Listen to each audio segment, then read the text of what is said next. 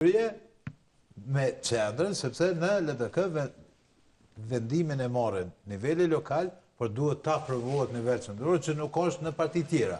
Veç LDK-ja edhe vendvendosja e ka qëto, sa e diun. PDK-ja, nuk e kanë vendimarrjen në nivel qendror, po e merr në nivelli lokal, atje me kanë përdo me shku. Pra, thelbi është që kjo një lloj krye ngritje të paktën kështu e kum po, e cila mundet me shkaktu probleme LDK-s nëse përcillet edhe prej tjerëve, me një komunë mundet më konë me PDK-n, me një komunë me AOK-n, mas me miratu kryesia qendrore, mas ne duhet me vendos çka me bo. A duhet me largu ato, për shembull çfarë po di, LDK-s në Gjakovë, nëse thotë unë du me bo koalicion me Ardianxhinin, a duhet me largu tash se po duhet me largu Xhaferin? Ose që ka thirrje për largim? Po kjo diçka në kupton.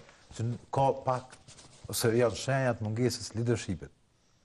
Pra, nëse ka leadership të konsoliduar nivel qendror, këto nuk mund të ndodhin. Ose nëse ndodhin, atëherë dihet konsekuenca më njëherë. Pra, unë mendoj që Xhafer Tahiri në farforme e ka dhënë një indikacion që LDK-ja ka problem me leadership të konsoliduar e që mundet me kulmu në bazum në rezultatet e balotazhit pra nëntorit. Nëse rezultatet janë negative për LDK-n, atëherë që kjo lloj kryengritjet rriten.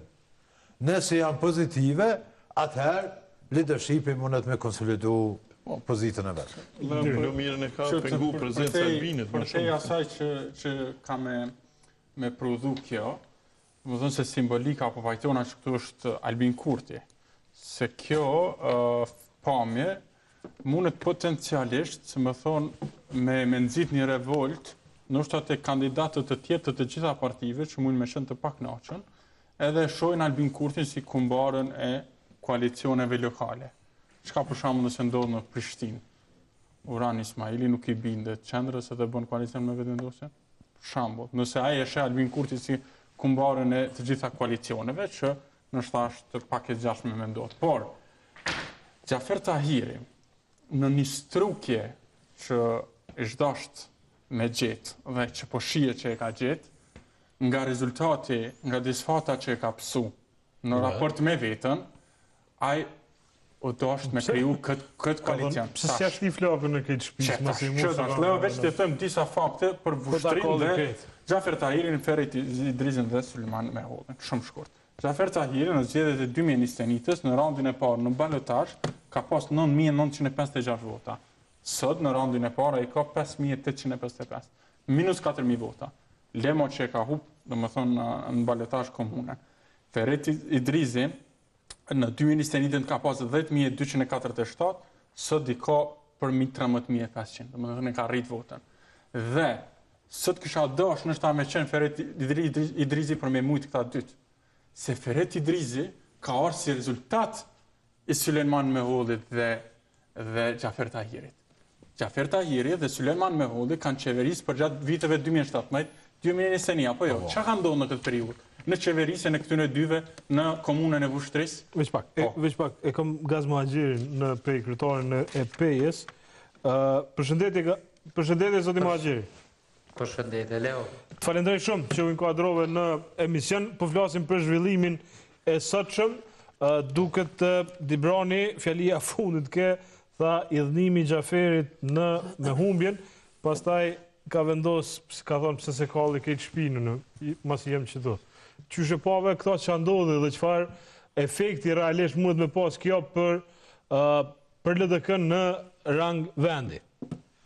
Po jo, është një marrëveshje e bome jashta strukturës LDK-s, edhe pse Xhaferi ka mujt me prit edhe 4-5 dita një javë më mbledh kryesia, me arsyetu në kryesi pse po dën me bo këtë koalicion, edhe mandej me pas aprovim ose jo aprovim të kryesisë. Këto e ka bon kryt vetët. Viktori, këtu në panel e citoj Besnik Berishën, i cili avokati thot që fillimisht ka pas aprovim prej LDK-s për këtë koalicion. A është e vërtet ajo, prej kryetarit? Jo, nuk ka pas aprovim, as ka aprovim prej kryetarit. Nuk ka pas fare? Nuk ka pas, as nuk ka me pas.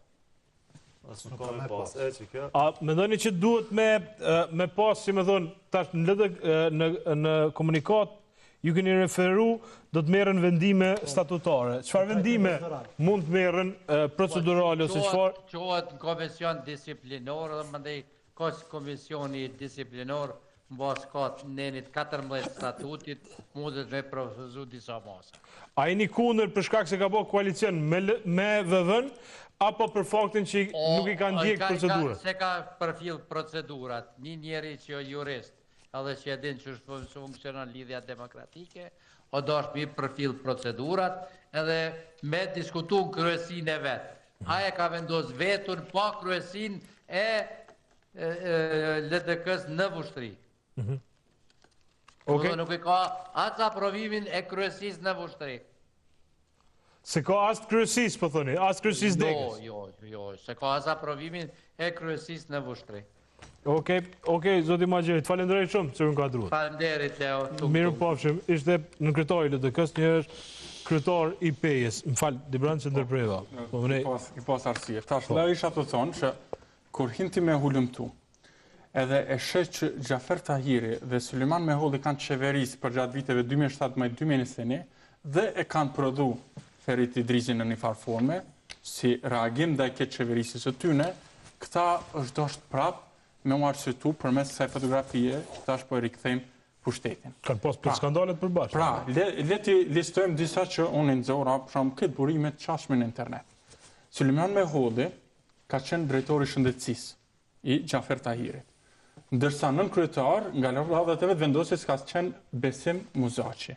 Të dytë, i kanë puncu gratë e tyne për mes ndikimit, dhe më tonë e kanë ushtru ndikimin.